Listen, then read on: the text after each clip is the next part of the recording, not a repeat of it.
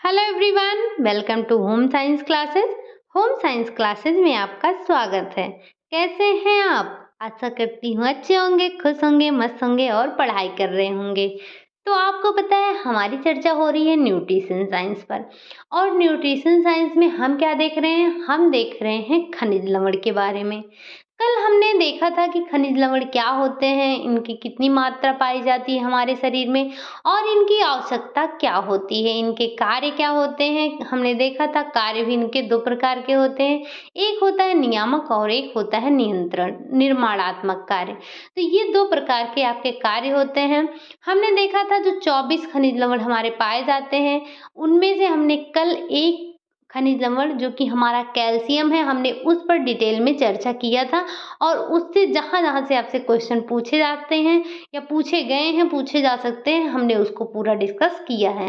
तो आज हम उसी तरह से पढ़ने वाले हैं फास्फोरस के बारे में, क्योंकि फास्फोरस भी आपके लिए बहुत ही इम्पोर्टेंट है। तो चलिए देखते हैं फास्फोरस के बारे में। तो मानव शरीर में फास्फोरस कितने प्रतिशत पाया जाता है? तो ये पाया जाता है 1%। हमने देखा था 2% आपका पाया जाता है कैल्शियम और 1% क्या पाया जाता है? 1% पाया जाता है फास्फोरस।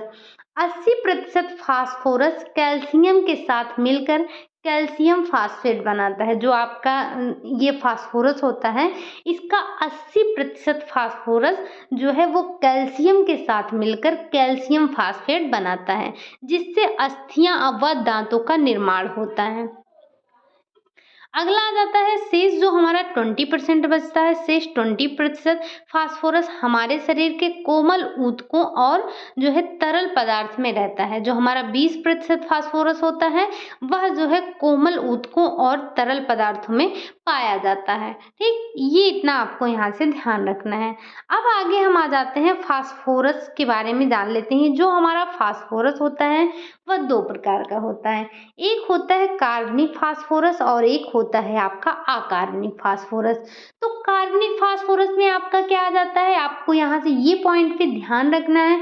जो आपका कार्बनिक फास्फोरस होता है वो आपका फास्फोलिपिड, फास्फोप्रोटीन और फास्फोग्लाइकोप्रोटीन होता है। कौन कौन सा?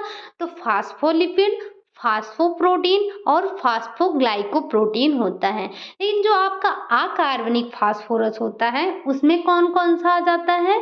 तो उसमें आपका आ जाता है कैल्शियम फास्फेट, सोडियम फास्फेट और मैग्नीशियम फास्फेट। ये आपको दो पॉइंट यहाँ से ध्यान रखना है। कार्बनिक फास्फोरस में क्या क्या आ जाता है? तो कार्बनिक फास्फोरस में आपका आ जाता है फास्फोलिपिड, फास्फोप्रोटीन, फास्फोग्लाइकोप्रोटीन। और अकार्बनिक फास्फोरस में क्या आ जाता है? तो अकार्बनिक फास्फोरस में आपका आता है कैल्शियम फास्फेट, सोडियम फास्फेट और मैग्नीशियम फास्फेट। ये दोनों पॉइंट आपको ध्यान रख लेना है। आगे देख लेते हैं हम फास्फोरस के कार्य के बारे में चर्चा कर लेते हैं कि फास्फोरस का कार्य क्या होता है। तो सबसे पहला कार्य इनका अस्थियों एवं दांतों के निर्माण में सहायता करना। जो आपका फास्फोरस है, फास्फोरस हड्डियों और दांतों के निर्माण के लिए आवश्यक होता है। यह कैल्शियम के साथ मिलकर क्या बनाता है? कैल्शियम फास्फेट बनाता है। यह एक अघुलनशील लवण होता है जो आपके अस्थियों और दांतों के निर्माण में बहुत महत्वपूर्ण भूमिका निभाता है। कैल्शियम फास्फेट अस्थियों और दांतों में जमा रहते हैं, जो इन्हें दृढ़ता, मजबूती, बल या स्थिरता प्रदान करते हैं। जो आपका फास्फोरस और कैल्शियम, ये दोनों ही लवण अस्थियों के निर्माण में बराबर की भूमिका निभाते हैं। ऐसा नहीं है कि आपके शरीर में कैल्शियम की कमी हो गई है तो आपके अस्थियों का निर्माण हो जाएगा, या आपके शरीर में फास्फोरस की कमी है तब भी आपके शरीर में अस्थियों का निर्माण हो जाएगा। तो ये जो आपके कैल्शियम और फास्फोरस होते हैं, ये दोनों ही आपके जो है हड्डियों के निर्माण में महत्वपूर्ण भूमिका निभाते हैं। इन दोनों ही लवणों का एक दूसरे से बिना कोई अस्तित्व नहीं होता है। अगर आप अकेले फास्फोरस कहीं पे अगर अकेला फास्फोरस है या अकेला कैल्शियम है तो इसका कोई मतलब नहीं रह जाएगा। इन दोनों को, आपके अस्थियों के निर्माण में इन दोनों की बराबर की भूमिका होती है। अगला आ जाता है कैल्शियम के अवशोषण को बढ़ाना। तो जो ये आपका विटामिन वो सॉरी फास्फोरस होता है, यह कैल्शियम के अवशोषण को बढ़ाता है। फास्फोरस की कमी से कैल्शियम का ठीक प्रकार से शोषण भी नहीं हो पाता है, ठीक? और कैल्शियम का शोषण शरीर में सही प्रकार से तभी होगा जब कैल्शियम और फास्फोरस उचित मात्रा में होंगे, ठीक? और क्या आपने देखा था कि कैल्शियम और फास्फोरस का सही अनुपात क्या था? तो आपको एक बार कमेंट करके बताना है। अभी हमने कल की क्लास में डिस्कस किया था कि कैल्शियम और फास्फोरस का उचित अनुपात क्या है। तो आपको एक बार कमेंट कर देना है कैल्शियम और फास्फोरस का सही अनुपात क्या होता है, ठीक? अब आ जाता है कार्बोज के चयापचय में सहायक। कार्बोज के चयापचय में फास्फोरस की भी महत्वपूर्ण भूमिका होती है। कोशिकाओं में कार्बोज के चयापचय के लिए और ऊष्मा उत्पन्न करने के लिए एटीपी आवश्यक है। आपने सुना होगा एटीपी का नाम, बहुत पहले से ही सुना होगा। तो आपके शरीर में कार्बोज के चयापचय के लिए ऊष्मा उत्पन्न करने के लिए किसकी आवश्यकता होती है? तो एटीपी मतलब कि एडेनोसिन ट्राइफॉस्फेट की आवश्यकता होती है। फास्फोरस अन्य तत्वों के साथ मिलकर एटीपी बनाता है, ठीक? अगला आ जाता है आपका ऊर्जा उत्पादन क्रिया में सहायक। जो फास्फोरस होता है, फास्फोरस ऊर्जा उत्पादन क्रिया में भी सक्रिय रूप से भाग लेता है, सक्रिय भूमिका निभाता है। जब यकृत और मांसपेशियों में जमा ग्लाइकोजन को ऊर्जा प्रदान करने के लिए पुनः स्वतंत्र करते हैं, तब फास्फोरस आवश्यक अवयव है, क्योंकि उस समय यह ग्लाइकोजन फास्फोरस युक्त ग्लाइकोज यौगिक के रूप में होता है। आपने देखा था कि जब हम अधिक ग्लूकोज ले लेते हैं तो यह हमारे यकृत में किसके रूप में एकत्रित हो जाता है? या जब हम अधिक कार्बोज ले लेते हैं तो यह हमारे शरीर में किसके रूप में एकत्रित होता है? तो यह आपके शरीर में ग्लाइकोजन के रूप में एकत्रित हो जाता है। और जब आप गुस्सा हो जाते हैं, खाना नहीं खाते हैं, तो ये आपको ऊर्जा प्रदान करता है, ठीक? ये हमने ग्लाइकोजन के बारे में पढ़ा था। अगला आ जाता है पौष्टिक तत्वों के संवहन में सहायक भूमिका मतलब सहायता करना। तो जो आपका फास्फोरस होता है, फास्फोरस रक्त में लिपिड के साथ क्या बनाता है? फास्फोलिपिड के रूप में प्रयुक्त होता है या रहता है, ठीक? तो ये आपके पौष्टिक तत्वों के संवहन या परिवहन में भी भूमिका निभाता है, सहायता करता है। अगला आ जाता है न्यूक्लियोप्रोटीन एवं न्यूक्लिक अम्ल के निर्माण में सहायता करता है। फास्फोरस आपके जो होता है यह न्यूक्लियोप्रोटीन और न्यूक्लिक एसिड के निर्माण के लिए आवश्यक होता है, ठीक? अगला आ जाता है आपका अम्ल क्षार संतुलन में सहायक। जो ये आपका कैल्शियम होता है, सॉरी फास्फोरस होता है, जो फास्फोरस है, फास्फोरस शरीर में अम्ल और क्षार के संतुलन को नियमित बनाए रखने के लिए आवश्यक होता है, ठीक?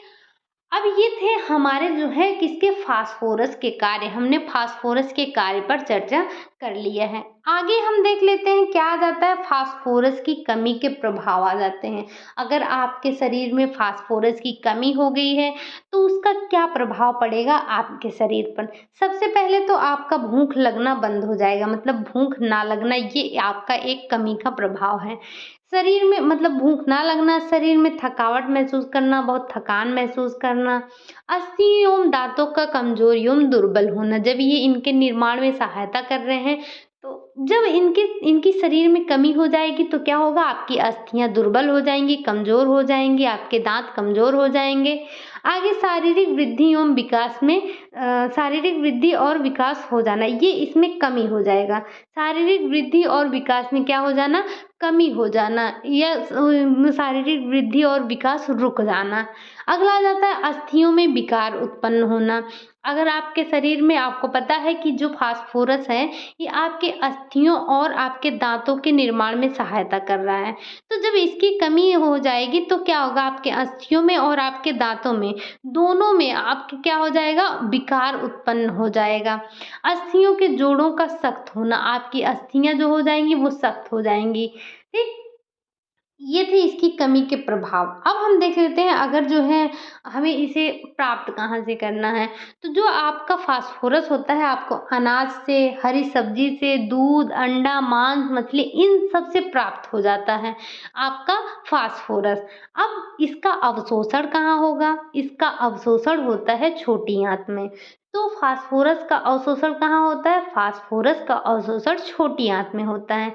संग्रह कहाँ होता है? तो यह संग्रह आपका 80% कहाँ होता है? हड्डी व दांतों में होता है, और जो 20% बचता है वह द्रव और कोशिका में होता है, द्रव कोशिका में होता है। तो ये पॉइंट आपको समझ में आ गया होगा। अब हम देख लेते हैं विसर्जन का। तो विसर्जन इसका अवशोषण का 10 से 40% शरीर में शेष गुर्दे में जाकर मूत्र के द्वारा विसर्जित हो जाता है। मतलब जो आप फास्फोरस लेते हैं उसका विसर्जन जो है, जो आप 10 से अवशोषण जो आपने अवशोषण किया, अवशोषण का 10 से 40% शरीर में अवशोषित हो जाता है, और जो शेष बचता है वह गुर्दे से मूत्र के द्वारा विसर्जित हो जाता है। तो ये थे हमारे पूरा जो है, हमने पूरा देख लिया फास्फोरस का कार्य। आपको बहुत ज़्यादा नहीं पढ़ना है, बस पॉइंट टू पॉइंट पढ़ते रहिए और नोट्स बनाते रहिए, रिवीजन करते रहिए, ठीक।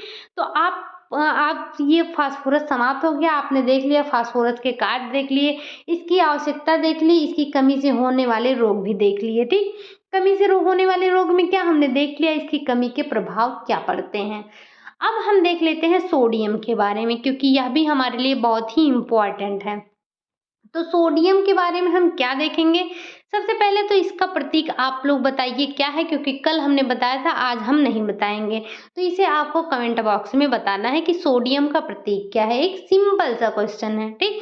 अब आ जाता है आपका सोडियम जो है, सोडियम क्लोराइड यौगिक का एक तत्व है, यौगिक का एक तत्व है। यह हमारे शरीर में कोशिका द्रव्य में, अब ये कोशिका द्रव्य में क्या, जैसे प्लाज्मा हो गया, लसिका हो गया, ऊतक के द्रव्य में, इन सब में रहता है। कौन सा? तो यह जो हमारा सोडियम होता है, सोडियम क्लोराइड यौगिक का एक तत्व है, ठीक। अब आ जाता है जो हम NaCl खाते हैं, जो हम नमक खाते हैं, उसमें नमक में सोडियम कितना होता है? तो नमक का सूत्र क्या होता है? नमक का सूत्र होता है NaCl, सोडियम क्लोराइड। तो आपने पढ़ा ही होगा सोडियम क्लोराइड के बारे में। तो जो आप सोडियम क्लोराइड लेते हैं, जो नमक खाते हैं, उसमें सोडियम कितने प्रतिशत होता है? तो उसमें सोडियम की मात्रा आपके 40% होती है। भोजन में इसे अतिरिक्त लेना पड़ता है। जो आपका सोडियम होता है, ऐसा नहीं है कि कोई भोज्य पदार्थ आप खाएंगे और उससे उसकी आवश्यकता की पूर्ति हो जाएगी। बस आपको जो सोडियम है इसको बाहर से लेना पड़ता है। जैसे आपने देखा है कि आप नमक डालते हैं, नमक से इसकी पूर्ति होती है।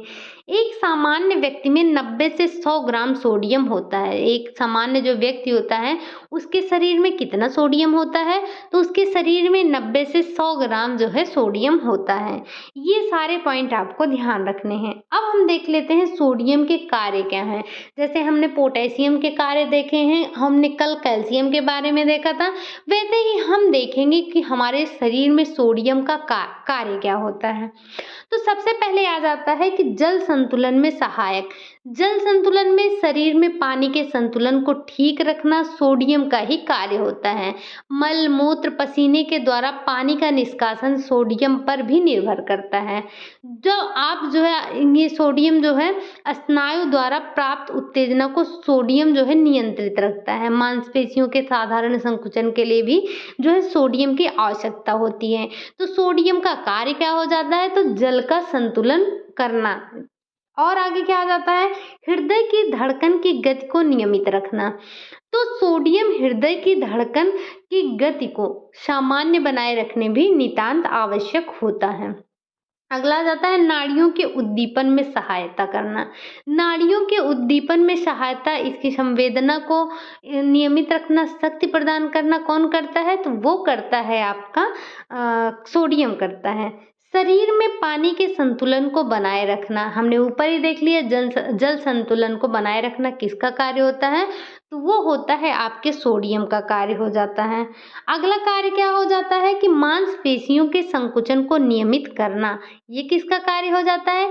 ये भी हो जाता है आपके सोडियम का कार्य। फिर आ जाता है कार्बोज एवं एमिनो अम्ल का अवशोषण छोटी आंत में होता है और सोडियम आयन इसके अवशोषण में सहायता पहुंचाता है। यहाँ पर बात हुई है अमीनो एसिड की, तो आपको कमेंट बॉक्स में एक आवश्यक अमीनो एसिड के नाम टाइप करने हैं। आपको बताना है कि कौन कौन से आवश्यक एमिनो एसिड होते हैं। हम आपको पता है जब हमने एमिनो एसिड के बारे में पढ़ा था तो हमने बताया था आपको जो है कि 10 आपके आवश्यक एमिनो एसिड होते हैं, 5 आंशिक आवश्यक होते हैं और 5 जो होते हैं वो अनावश्यक होते हैं। तो जो आपके आवश्यक एमिनो एसिड हैं उन्हीं को आपको बताना है, ठीक। अगला आ जाता है शरीर के द्रव्यों के प्रसरण दाब को नियंत्रित करना। ये सारे कार्य हो जाते हैं आपके सोडियम के, ठीक। अब हम देख लेते हैं सोडियम की कमी के प्रभाव। अगर आपके शरीर में सोडियम की कमी हो गई है तो इसका क्या प्रभाव पड़ेगा आपके शरीर पर। तो सोडियम की कमी को हाइपोनेट्रीमिया कहते हैं। हमने आपको कल भी बताया था अगर कहीं पर भी कमी आ गई है तो इसका मतलब वहाँ पे हाइपो लगेगा और अगर अधिकता हो रही है तो वहाँ पर हाइपर लगेगा। आशा करती हूँ कि ये 2 पॉइंट आपको क्लियर हो गया होगा। अगर कहीं पर हाइपो और हाइपर आ गया तो आप कंफ्यूज नहीं होंगे। तो सोडियम की अधिकता अगर हो गई तो उसको हम हाइपरनेट्रेमिया कहेंगे और अगर सोडियम की कमी हो गई है तो उसे हम हाइपोनेट्रेमिया कहते हैं। ये 2 पॉइंट आपको ध्यान रखने हैं। ये सिर्फ इसी के लिए नहीं, आप कोई भी पढ़ेंगे, कोई भी खनिज लवण पढ़ेंगे, अगर आपको हाइपो मिलता है तो इसका मतलब कमी हो रही है और अगर हाइपर मिल रहा है तो इसका मतलब अधिकता से हो रहा है। ये 2 पॉइंट आप अगर क्लियर रखेंगे तो आप एग्जाम में कभी क्वेश्चन को गलत नहीं कर सकते हैं कि कौन सी कमी से होने वाला रोग है और कौन अधिकता से। अगला आ जाता है, वैसे तो आम तौर पर शरीर में सोडियम की कमी नहीं होती है, लेकिन जैसे डायरिया हो गया, उल्टी हो गया, शरीर में अधिक पसीना निकलने पर सोडियम की कमी हो जाती है शरीर में। आम तौर पर नहीं होता है। आपने कभी किसी को सुना है सोडियम की कमी हो गई, लेकिन अगर किसी को दस्त हो रहे हैं, उल्टी हो रही है और जो है शरीर से अधिक पसीना निकल गया किसी भी कारण से, तो उसको क्या होता है, सोडियम की कमी हो जाती है, जिससे उसमें कौन कौन से लक्षण होने लगते हैं। जी मिचलाने लगता है, थकावट और कमजोरी आ जाती है, पेट तथा टांगों की मांसपेशियों में ऐंठन होता है, शरीर में अम्ल और क्षार का असंतुलन होने लगता है, एडिमा हो जाता है। ये सारे पॉइंट आपको ध्यान रखने हैं अगर आपके शरीर में सोडियम की कमी हो रही है, ठीक। अगला आ जाता है आपकी सोडियम की अधिकता। हमने अभी अभी देखा क्या, सोडियम की अधिकता से हाइपरनेट्रीमिया हो रहा था। अब क्या हो जाता है, जब इसकी अधिकता होगी तो रक्तदाब बढ़ेगा, हृदय संबंधी रोग होने की संभावना भी बढ़ जाती है। अगर सोडियम की अधिकता हो गई है तो क्या होगा, रक्तदाब बढ़ेगा और जो है हृदय संबंधी रोग होने की संभावना भी बढ़ जाती है। अब यहाँ पे आपको क्या ध्यान रखना है, कुछ पॉइंट यहाँ पे आपको ध्यान रखना है। जैसे एड्रिनल कार्टिकॉइड हार्मोन की कमी से सोडियम मूत्र के साथ अधिक निकलने लगता है और जब यह अधिक निकलता है तो हम क्या कहते हैं, तो इसे कहते हैं एडिशंस कहते हैं, ठीक। और क्या होता है, एक एड्रिनल कार्टिकॉइड हार्मोन अधिक होने पर शरीर में पानी की या तो कमी होती है या तो अधिकता होती है। अगर शरीर में कमी हो रही है तो उसे हम बोलेंगे एडिशंस और अगर शरीर में पानी की अधिकता है तो उसे कहते हैं कुशिंग। तो यहाँ से आपको क्या ध्यान रखना है कि अगर आपके शरीर में पानी की कमी है तो हम उसे क्या बोलेंगे, एडिशंस बोलेंगे और अगर पानी की अधिकता है तो उसे क्या बोलेंगे, कुशिंग बोलेंगे, ठीक। ये 2 पॉइंट आपको यहाँ से ध्यान रखने हैं।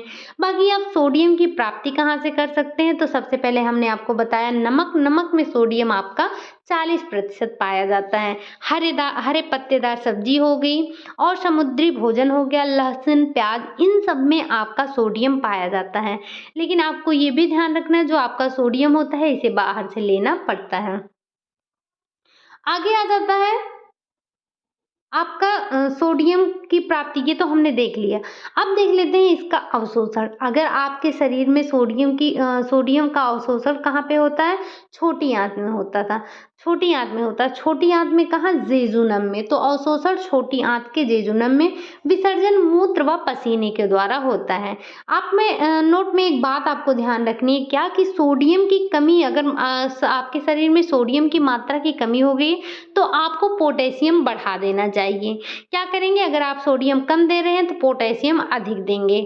अगला आ जाता है आपका अगला आ जाता है, हम पोटेशियम के बारे में ही देख लेते हैं कि पोटेशियम क्या होता है, इसका कितनी आवश्यकता होती है हमारे शरीर में। ठीक, तो जो पोटेशियम होता है इसका प्रतीक क्या होता है आपको कमेंट बॉक्स में बताना है। शायद मैं जितना भी आपको मिनरल पढ़ाती हूँ उसमें से एक ना एक क्वेश्चन आपसे पूछती रहती हूँ, बस फर्क ये पड़ता है कि आप लोग मेरी बात को ध्यान देते हैं या नहीं। जो लोग ध्यान देते हैं वो कमेंट करते हैं, और जो लोग ध्यान नहीं देते हैं वो बोलते हैं बस बोल रही है तो बोलने दो, हमें क्या करना है ना। लेकिन आपको ये बात ध्यान रखनी चाहिए कि जो आपसे पूछा जाए उसे आपको बता देना चाहिए। इससे मुझे भी पता चलता है कि हाँ, आप लोग पढ़ाई कर रहे हैं कि नहीं कर रहे हैं, मेरे पढ़ाने का कोई मतलब निकल रहा है कि नहीं निकल रहा है। ठीक, तो आप लोग पढ़ाई करते रहिए, रिवीजन करते रहिए, और जो बीच-बीच में क्वेश्चन पूछा जाता है उसका आंसर भी दे दिया कीजिए, तो मुझे भी अच्छा लगेगा। ठीक? तो सबसे पहले ये जान लेते हैं कि जो पोटेशियम होता है वह किसके साथ मिलकर कार्य करता है। जैसे हमने देखा कि जो हमारा कैल्शियम था वो पोटेशियम के साथ जो हमारा कैल्शियम था वो फास्फोरस के साथ मिलकर कार्य कर रहा था। तो पोटेशियम किसके साथ मिलकर कार्य करता है, यह आपका सोडियम के साथ मिलकर कार्य करता है। तो आपको क्या ध्यान रखना है, जो पोटेशियम है यह सोडियम के साथ मिलकर कार्य करता है। अगला, एक स्वस्थ व्यक्ति में 250 ग्राम जो है वो पोटेशियम होता है। एक स्वस्थ व्यक्ति में कितना ग्राम पोटेशियम होता है, तो वह जो होता है वो 250 ग्राम पोटेशियम होता है। जो ये आपका 250 ग्राम पोटेशियम होता है, इसका जो 90% होता है वह आपके रक्त में पाया जाता है। बाकी जो 10% बचता है वो आपके सेल में पाया जाता है, मतलब कि कोशिका में पाया जाता है। ठीक, तो ये 4 पॉइंट आपको यहाँ से ध्यान रखना है। अब हम देख लेते हैं पोटेशियम के कार्य, कि जो पोटेशियम होता है इसके कार्य क्या-क्या होते हैं। सबसे पहले तो आपको ध्यान रखना है कि जो पोटेशियम होता है यह हृदय धड़कन नियमित करने में सहायक होता है। किसमें सहायक होता है, तो यह जो है आपके हृदय धड़कन नियमित करने में सहायक होता है। मांसपेशियों की शिथिलता कम करने में सहायक होता है, मतलब जो मांसपेशियां हैं उनकी शिथिलता को कम करता है। कोष द्रव्य में परासरण दाब को नियमित करता है। कोष द्रव्य में क्या करता है, तो परासरण दाब को नियमित करता है। फिर आपके कोष द्रव्य के पीएच को भी नियमित करता है। कौन, पोटेशियम। तो पोटेशियम के कार्य कौन कौन से हैं, पोटेशियम हृदय धड़कन नियमित रखने में सहायता करता है, मांसपेशियों की शिथिलता कम करता है, कोष द्रव्य में परासरण दाब को नियमित करता है, कोष द्रव्य के पीएच को नियंत्रित करता है या नियमित करता है। ये इतने कार्य हो जाते हैं आपके पोटेशियम के। अब पोटेशियम की अगर आपके शरीर में कमी हो गई है तो इसके क्या लक्षण हो सकते हैं, इसको भी हमें ध्यान रखना है। तो क्या होगा, सबसे पहले अगर आपके शरीर में पोटेशियम की कमी हो गई है तो पोटेशियम की कमी होने पर मांसपेशियां कमजोर हो जाती हैं। इसमें पीड़ादायक दर्द भरा संकुचन होने लगता है। क्या होता है, आपकी मांसपेशियां कमजोर हो जाती हैं और पीड़ादायक दर्द भरा संकुचन होने लगता है। और क्या होता है, व्यक्ति चिड़चिड़ा और क्रोधी स्वभाव का हो जाता है, उसे बहुत आलस्य आने लगता है, मांसपेशियों में पक्षाघात होता है, कार्यों में अरुचि उत्पन्न हो जाती है, हृदय की धड़कन की गति असंतुलित हो जाती है। क्योंकि आपने अभी अभी देखा कि इसका कार्य क्या होता है, हृदय की धड़कन को नियमित रखना। जब इसकी कमी हो जाएगी तो हृदय की धड़कन क्या हो जाएगी, उसकी गति में असंतुलन हो जाएगा। ठीक, ये इतना पॉइंट आपको ध्यान रखना है किसके बारे में, कि अगर आपके शरीर में पोटेशियम की कमी हो गई है तो क्या होगा।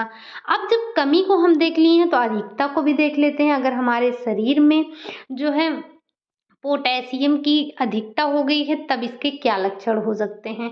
तो सबसे पहले हृदय एवं केंद्रीय तंत्रिका तंत्र की उदासीनता अगर आपके शरीर में अधिक हुई है तो आपके हृदय एवं केंद्रीय तंत्रिका तंत्रों की उदासीनता नजर आएगी। और क्या होगा, मानसिक व्याकुलता रहेगी और संज्ञानहीनता, चेतना शून्य हो जाएगी। और क्या, हृदय संबंधी रोग होने लगेंगे, नाड़ी संबंधी रोग होने लगेंगे। तो ये क्या होते हैं, ये सभी आपके पोटेशियम की अधिकता के लक्षण हो जाते हैं। और फिर क्या आ जाता है आपका, अब यहाँ पे एक पॉइंट आपको और ध्यान रखना है। यहाँ पे क्या ध्यान रखेंगे आप, कि जो फैमिलियल पीरियोडिक पैरालिसिस होता है, ये क्या होता है? ये एक प्रकार का आनुवांशिक रोग होता है और इसमें क्या होता है, इसमें आप बेहोशी के दौरे पड़ते हैं। किसमें? तो फैमिलियल पीरियोडिक पैरालाइसिस, ये आपका एक आनुवांशिक रोग है। इस रोग को आपको नोट कर लेना है। ये कभी-कभी मैं आपको नोट डलवा के ऐसी कोई-कोई पॉइंट लिखवा देती हूँ, तो ये आपको एक बुक में नहीं मिल जाएगी। ये नोट आपको ज़्यादातर चीज़ें आप अगर बुक में देखेंगे तो वहाँ पे मिल जाएँगी, लेकिन कुछ चीज़ें आपको अलग मिलेंगी जिसे आपको नोट करना होता है। फिर क्या आ जाता है, यहाँ पर भी आ गया आपका हाइपो और हाइपर। आपने अगर पहली क्लास में ध्यान दिया होगा तो आप यहाँ पर बिना देखे ही बता सकते हैं कि जो आपका हाइपर और हाइपो क्या होता है। तो अगर आपके शरीर में पोटेशियम की कमी हो गई तो क्या होगा? हाइपोकैलमिया हो जाएगा। हाइपोकैलमिया कैसे होगा? जब पोटेशियम की कमी हो जाएगी। और पोटेशियम की अगर अधिकता हो गई है तो क्या होगा? तब हाइपरकैलमिया होगा। तो 2 पॉइंट आपको यहाँ से भी ध्यान रखना है, हाइपोकैलमिया और हाइपरकैलमिया। हाइपोकैलमिया का मतलब क्या हो गया कि पोटेशियम की कमी है, और हाइपरकैलमिया का क्या अर्थ हो गया कि आपके शरीर में पोटेशियम की अधिकता है। तो अधिकता और कमी में ये डिफरेंस आपको समझ में आ रहा होगा कि अगर कहीं भी आपको ये 2 नाम दे दिए गए तो आप आसानी से पता लगा सकते हैं कि कमी है या अधिकता का रोग है। ठीक, अगला आ जाता है आपका उत्सर्जन। ये जो पोटेशियम होता है, पोटेशियम का उत्सर्जन कैसे होता है? तो आवश्यकता से अधिक होने पर मूत्र से उत्सर्जित हो जाता है। और ये हम मूत्र के द्वारा उत्सर्जन होता है, कितने प्रतिशत होता है? तो ये होता है आपका 95%। मतलब कि 95% जो वो पोटेशियम होता है, इसका उत्सर्जन मूत्र के द्वारा होता है। बाकी शेष जो आपका 5% बचता है, उसका उत्सर्जन आपका मल के द्वारा होता है। ठीक, अगला आ जाता है आपका, बस यही इतना है इसके बारे में।